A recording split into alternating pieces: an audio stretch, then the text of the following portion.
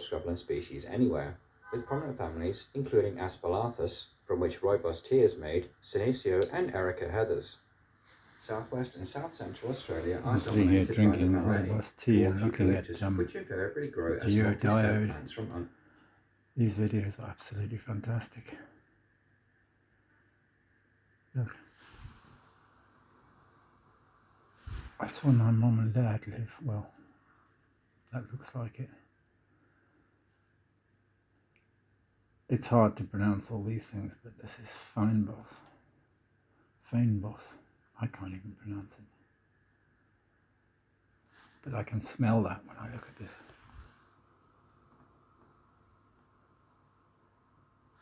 God, it's beautiful there. The one thing that was good, my godmother, she did say, but where my parents are is a great place. And I believed her.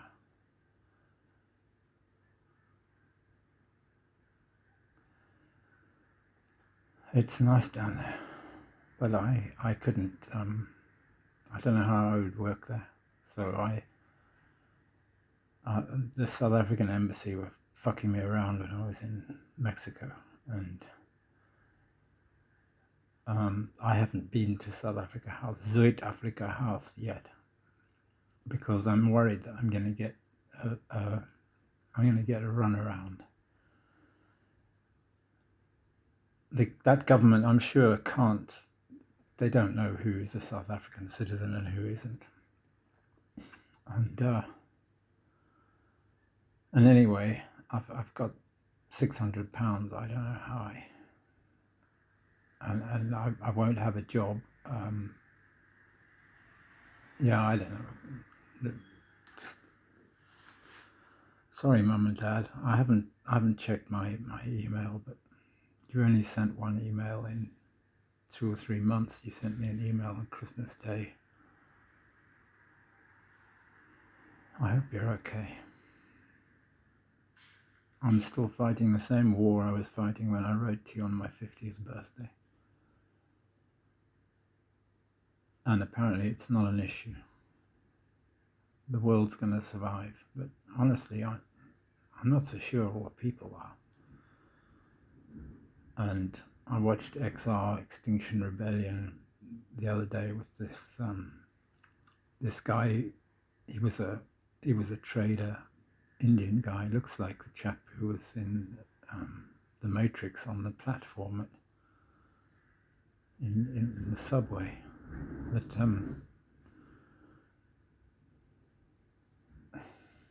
they're just going through the motions. People here, an Englishman's house is his castle and all that. I don't know what you can do about this economy. It looks fucked to me. Absolutely fucked. Everyone's got their little patch and they're hanging on to it. They don't want new houses here. They don't want, I don't know what. Well, they probably don't need new houses, but we've got so many areas where I heard about somebody living in Park Royal. Yeah, I thought, God, people live in Park Royal? It's an industrial estate. The streets are full of industrial rubbish.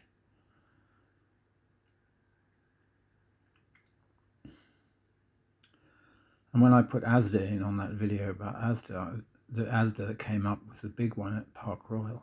Why do you have such a big supermarket there? Well, I suppose because the land was cheap. You've got all of these dynamics going on, and a government that apparently isn't prepared to talk about anything. So how can you make the kinds of change that you're going to have to make to fix this, basically what seems to be an organized crime network of secret banking, secret offshore banking? You don't even know how much fucking money is in it. It's not, there are no accounts. There's stuff written in books, but I wouldn't call those accounts. You know, in the British Virgin Islands, they got some database. I hope you're maintaining them properly. I don't know how you. It just seems like such a mountain of mess, and it seems like no one believes that it could ever be sorted out. And of course, if you believe that, you never will sort it out. These are just self-fulfilling prophecies. That's fine.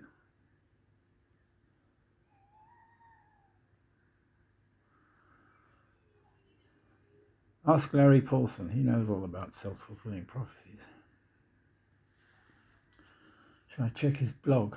Should I check my own email? I'm getting to the point where I don't want to look at my email. I looked at it the other day when I thought David Luke might reply. But I got this guy, Nick Theo. Is that you, Nick Thomas? Nick God. You're on the show, do you? I don't know.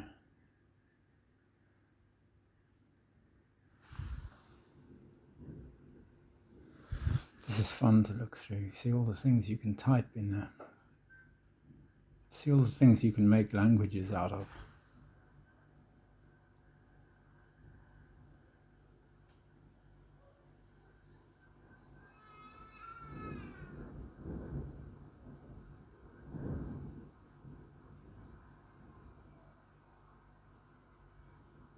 Greek.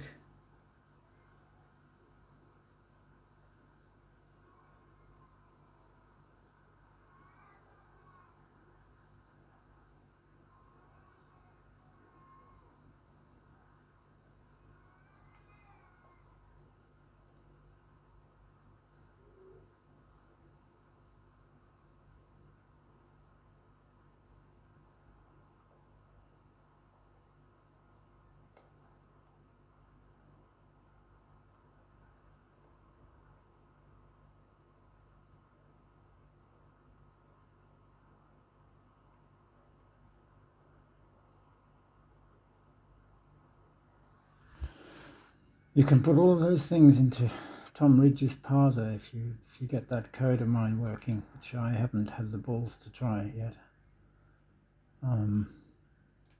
This stuff.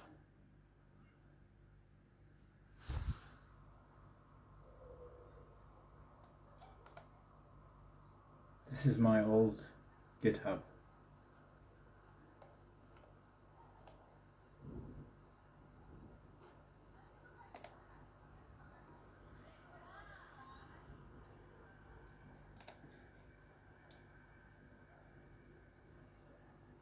Quite a clean syntax. It's not hard to understand.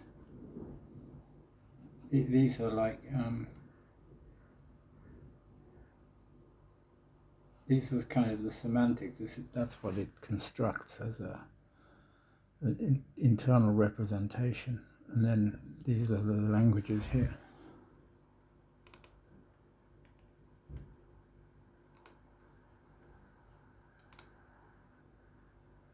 And I wrote some reduction rules in the Red October. I talked about them to Larry Paulson. I showed him how you can do quite complicated computations. I'm pretty sure it's Turing complete, the syntactic transforms you can do on these things once you get this grammar working. And what I've tried to do here is do a grammar with so-called quasi-quotes or quine quotations. So you can rewrite systems in this, if you can get it going. This was all from 2013.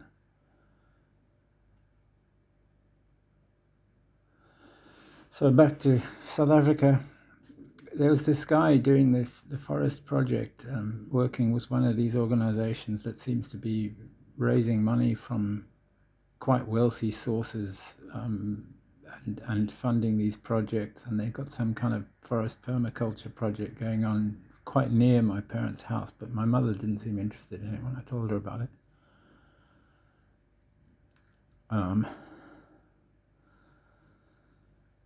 I thought maybe they could talk to those guys. They're only up the hill, they're very near. And I thought, if they could just talk and tell me I've got somewhere to stay when I go and visit them. But I remember just before my grandparents died, the last time I saw them at their house in Plettenberg Bay, I lived in their retirement home with them. It was pretty awkward. I was sleeping on their lounge floor for a few weeks. But that's kind of not sustainable, and I need to do this work. And can I do this from South Africa? And my mother keeps telling me that the power supply keeps cutting out. Well, according to that Indian guy, you might just need better software in your network controllers. You know, you need better cybernetics in your grid. And you need to understand what's happening with sort of the use of electric motors and things. But I can't. That's kind of research that should be done at a global level, because that's a problem. Most countries have a electricity distribution grid, and most countries need to solve these problems. So my idea was that there would be some kind of governmental, something like the ISO based in Switzerland, which would do standards and reference implementations. It would use this stuff to allow people to download for free this formal specifications in languages like that, and rewrite rules, and download formal semantics and write their own basic code generators and run it on their own hardware.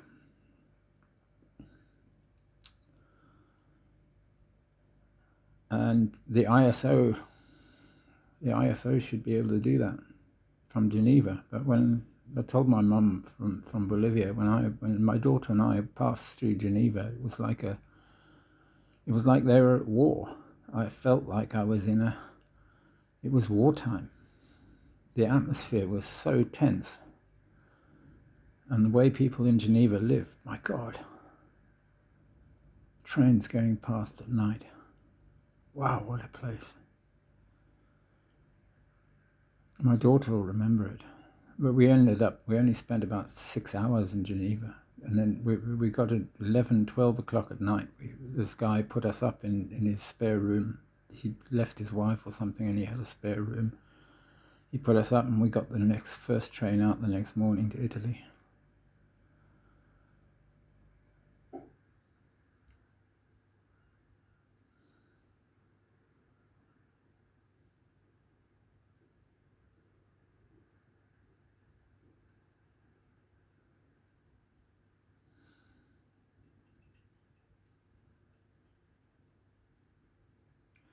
But it seems this government sold out to big tech. Big tech is fucking bullshit. It's just a bunch of nutcases with chickens without heads running around.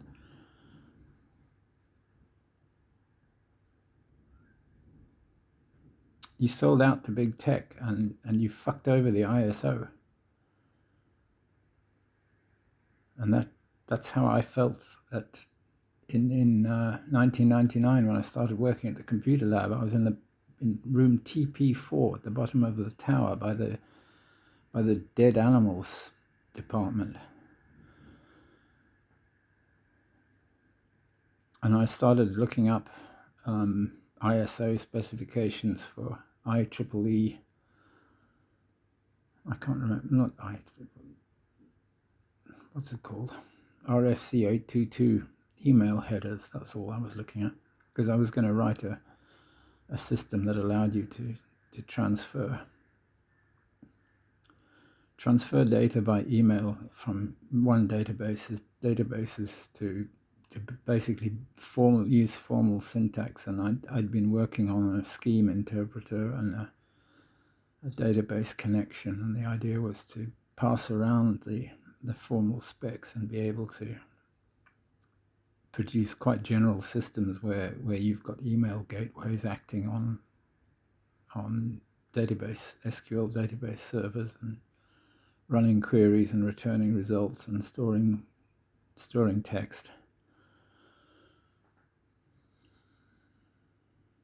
And at the time, the computer lab was busy installing Microsoft Server and Microsoft stuff. And I got a visit from my boss.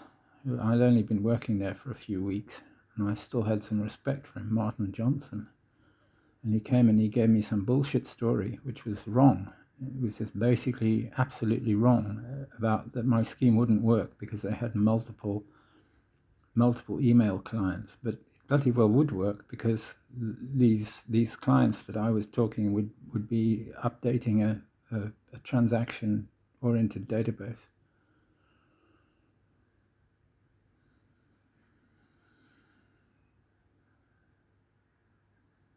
It didn't matter. It didn't matter how many fucking EXMH servers you had. EXMH servers using PCRE, Perl compatible regular expressions, and then all that all stopped. And the university changed the old schools started making people sign over rights to anything they did to the university. I didn't connect it at the time, but I'm wondering now if Microsoft had gone in and done that, and like this GoDaddy, fucking GoDaddy, trying to get everybody, today's the day, start your website. And basically, unless you're a real expert, you can't start a GoDaddy website without ending up with a whole lot of Microsoft strings attached. Fucking 365 accounts and all sorts of shit. You don't even know what it is. I'm sure that they've got a plan to secure the whole world, but your plan is bullshit. That's what I reckon. Your plan is based on fucking nothing. I'm angry now.